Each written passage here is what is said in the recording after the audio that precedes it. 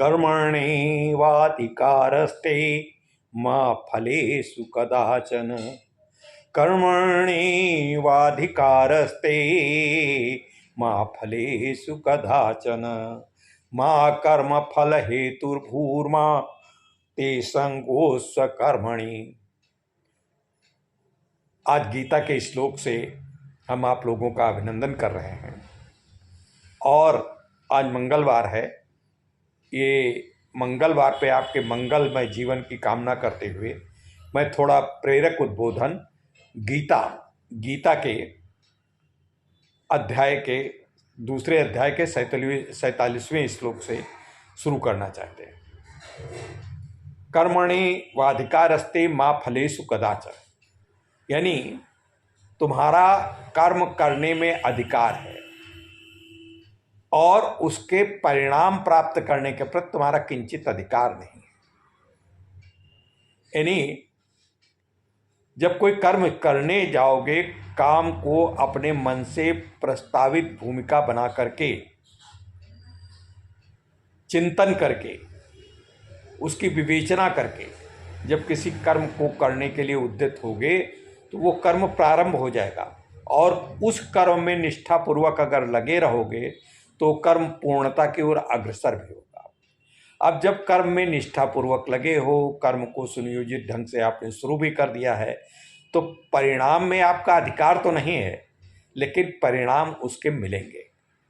अब समस्या ये है कि अगर विवेचना पूर्वक जब बात कही गई है ना, कर्म फल का हेतु आप बन सकते हैं, मतलब आप उसके माध्यम बन सकते हैं। और तो जो कुछ है, परमात्मा ने हर चीज़ कंप्यूटर की तरीके से पूरी इंगित की। 2+2 लिखोगे तो 4 होगा।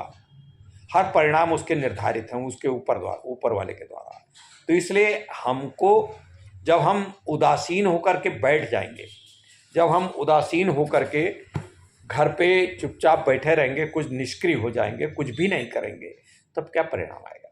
उसका भी परिणाम मिलेगा, निश्चित रूप से मिलेगा। निष्क्रिय होने का परिणाम मिलेगा, आप हताश जीवन जियोगे, आप बिल्कुल अपयश प्राप्त करोगे, आप तरह तरह की बीमारियों से ग्रस्त होगे, तरह तरह के कदाचार की तरफ बढ़ोगे, तरह तरह के आपस में संघर्ष के कारण बनोगे। पड़े हैं, लेटे हैं घर पे, आप लोगों को सब कहेंगे कि ये तो कुछ करता ही नहीं, खाली बैठा रहता, खाता रहता, सोता रहता है और ये करेंगे। तो इसका परिणाम आया। आप जो भी कुछ कर रहे हैं, जो भी कर, अगर निष्क्रिय भी हैं तो उसका भी परिणाम मिलेगा, और सक्रिय हैं तब तो परिणाम उसका मिलेगा ही। लेकिन उस परिणाम की आप इच्छा न करें कि हम सक्रिय हैं, हम बहुत कुछ कर रहे हैं तो हम तुरंत बहुत बड़े पूंजीपति बन जाएंगे। तो इसीलिए कि कहा गया है कर्मण्य वाधिकारस्ते मा फलेषु कदाचन। कर्मों के प्रति आपका अधिकार है और कर्म करिए, जो भी आपको इच्छा लगे, अच्छा या बुरा। अच्छा करोगे तो अच्छा फल मिलेगा, बुरा करोगे तो निश्चित रूप से उसके बुरे परिणाम मिलेंगे। अगर आप किसी को गाली दोगे तो निश्चित रूप से उसका उत्तर मिलेगा, गालियों से गालियों का उत्तर मिलेगा। अगर मारोगे तो मारपीट होगा। अब हो सकता है कौन बलशाली हो, तुम कुछ देर के लिए हो सकता है जीत जाओ, लेकिन अगले पल हो सकता है वो जीत जाए। लेकिन अगर जीत भी गए, उसको प्रताड़ित किया, तो संवैधानिक दंड का आपको भुगतने के लिए तैयार रहना होगा। तो कर्म का फल आपको निश्चित रूप से मिलेगा ही मिलेगा। और अगर आप कर्म अच्छे करोगे, कर्म में लग के अपना काम करोगे, उद्यम करोगे, व्यवसाय करोगे, कर्म के प्रति आप लग करके पढ़ाई लिखाई, मान लीजिए आप स्टूडेंट बच्चे हैं, पढ़ने जाते हैं तो पढ़ते हैं तो उसका परिणाम मिलता है, आगे कक्षाएं प्राप्त होती जाती। किशोर बने उसके बाद मिलता है, और किशोर बन के आप जब कर्म क्षेत्र में उतरे, आप ब्रह्मचर्य आश्रम से चल के आप जो है पारिवारिक कुटुंब आश्रम में उतरे, तब जो है आपको उसके अनुकूल काम करना पड़ेगा, आपको व्यवसाय करना पड़ेगा, आपको अपनी रोजी रोटी के लिए उद्यम करना पड़ेगा। रोजी रोटी के उद्यम करने के लिए आपको आगे निकलना पड़ेगा, कुछ कर्म करना पड़ेगा। और वो कर्म क्या हैं, इनका निश्चय और उनकी विवेचना आपको ही अपने बौद्धिक स्तर से, प्रभु ने आपको बौद्धिक बुद्धि दी, ऊपर वाले ने, अल्लाह मियाँ ने आपको जो है दिमाग दिया है, सर्वशक्तिमान ने आपको दिमाग दिया है, गॉड ने आपको दिमाग दिया है। और उस दिमाग से विवेचना करो कि क्या अच्छा है क्या बुरा है। कहा जाता है कि जितने प्राणी हैं पूरे, उनका सबका निर्माण, इस सृष्टि की रचना परमात्मा ने की है। और परमात्मा की गई रचना का अगर आप संहार करते हैं तो ये उसकी इच्छा के विरुद्ध है। अगर परमात्मा की गई रचना के प्रति आप विद्वेष रखते हैं तो उसका भी परिणाम आपको नकारात्मक मिलेगा। तो इसलिए परमात्मा सब में है, चाहे हम हों, तुम हो, वो हों, ये हों, सब में परमात्मा है। तो उनके सबके प्रति आपका सदाशयपूर्ण आचरण होना चाहिए। भाई बहन, मित्र, पत्नी, पिता, माँ, जो कुछ भी है, संबंध जैसे भी हैं वैसे हैं। ये केवल प्राणी मात्र में, यानी प्राणी मात्र में सब में नहीं, केवल मनुष्य मात्र में ही ये कौशल है कि वो संबंधों की विवेचना करके उसके अनुकूल आचरण कर सके। बस पक्षियों में नहीं है। वृक्ष, ये जो वृक्ष हैं और ये जो पेड़ पौधे हैं, इनमें ये रही भाव, ये तो खड़े हैं ये बेचारे केवल, लेकिन परिणाम आपको दे रहे हैं, आप फल दे रहे हैं। वो अपने परिणाम से वंचित नहीं है, कर्तव्य से च्युत नहीं है, कर्तव्य में लगे हुए हैं। लेकिन मनुष्य ही एक ऐसा है कि उसको सब बुद्धि दी गई है और वो निष्क्रिय भी कभी कभी हो जाता है। और जब निष्क्रिय हो जाता है तो उसके परिणाम नकारात्मक मिलते हैं। और जब नकारात्मक परिणाम मिलते हैं तो परमात्मा को कोसने लगता है कि भगवान आपने हमारे साथ क्या किया, हे भगवान, हे ऊपर वाले खुदा को, अल्लाह को, गॉड को, सबको कोसने लगता है, परमात्मा को कोसने लगता है कि आपने क्या किया, ये किस किया, जो कुछ भी है। अगर आप कहो कि भगवान ने ही जब सब कुछ बनाया तो हमको निष्क्रिय भी भगवान ने बनाया ना, भगवान ने आपको मस्तिष्क दिया है। मस्तिष्क देने के बाद आपको बता दिया कि ये ऐसा करोगे तो ऐसा होगा, ऐसा कंप्यूटर की तरीके से भर गया। अब आप जो भी करेंगे उसका परिणाम मिलेगा, निश्चित रूप से मिलेगा, कतई मिलेगा। तो इसलिए अगर अच्छे परिणाम करोगे। अब रही बात यह है कि आप सदा अपने लिए नहीं करो। कोई भी मनुष्य ये भूल है कि हम अपने लिए कर रहे हैं, अपने लिए कुछ करता ही नहीं। कोई व्यक्ति अपने लिए करता नहीं। आप जो कुछ कमाते हैं, अर्जन करते हैं, वो किसके लिए करते हैं? अपने लिए करते हैं। सब आप खा पी ले ना, अपने बच्चों के लिए करते हैं, अपने घर वालों के लिए करते हैं। और आपकी अर्जित की गई कमाई अगर शुभ साधनों से की गई है तो उसका परिणाम आपके बच्चों को मिलता है, आपके परिवार को मिलता है। अगर आपने घूस लेकर के, आपने रिश्वत लेकर के, आपने गलत आचरण से, चोरी चपाटी करके, डकैती डाल करके वो सब करा है तो उस परिणाम का भी आपके परिवार को ही भुगतना पड़ेगा।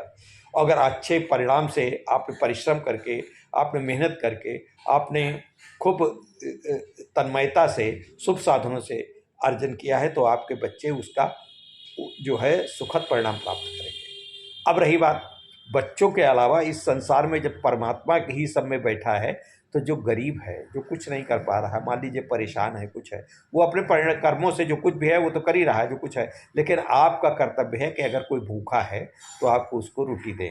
हर धर्म ये सिखाता है, हर धर्म ये कहता है कि अगर आपके पास, आपके निकट, आपके परिवार में, आपके पड़ोस में कोई भूखा है, कोई परेशान है, कोई व्याधिग्रस्त है, कोई अभावग्रस्त है, किसी को किसी प्रकार की आवश्यकता है, तो आप उसकी मदद यथासंभव कर सकते हैं तो करें, और करना चाहिए।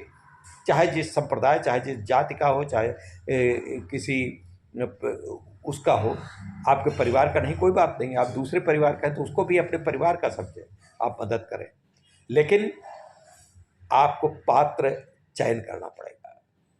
अगर आप कोई आपके सामने आता है, वो अभावग्रस्त है, उसके पास पैसा नहीं, कहता है कि आप हमको नशा करने के लिए, दारू पीने के लिए, बीड़ी खरीदने के लिए, सिगरेट खरीदने के लिए इसके दे दिए, तो उसकी आवश्यकता उसको नहीं, उसके लिए आपको कतई कुछ नहीं देना चाहिए, बिल्कुल नहीं देना चाहिए। क्योंकि उससे, उसको अगर दोगे वो चीज़ पा जाएगा तो उसका अहित होगा।